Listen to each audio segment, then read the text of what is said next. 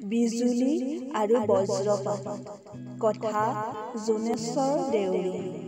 কণ্ঠ লীনামণি ডেকা। বিজুলীয়ে পৃথিৱীত কৰে জীৱ সৃষ্টি। জনবিশ্বাসত লিখা আছে মজা কাহিনী।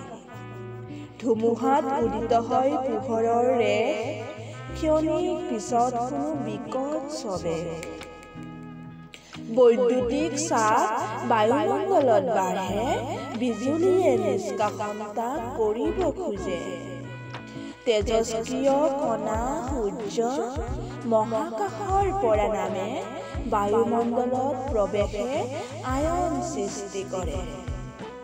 আয়নৰ সতে মিলে ধূলি, ডাৱৰ, বৰষুণৰ কণা, তেতিয়া আকাশত নাচে আধানীকৃত কণা। বায়ুমণ্ডলে বাধা দিয়ে আধানৰ গতি, আধান জমা হৈ কৰে ডাৱৰৰ চাপ সৃষ্টি। বৈদ্যুতিক চাপ ৰোধিব নোৱাৰে বায়ুমণ্ডলে, পঞ্জীভূত আধান নামে পৃথিৱীৰ ওপৰে।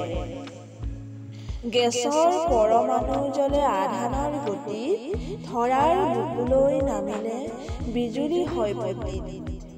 বৈদ্যুতিক প্ৰবাহত সৃষ্টি হয় উচ্চ উত্তাপ, অপৰিমেয় শক্তিয়ে উৎপন্ন কৰে তৰংগ অভিঘাত।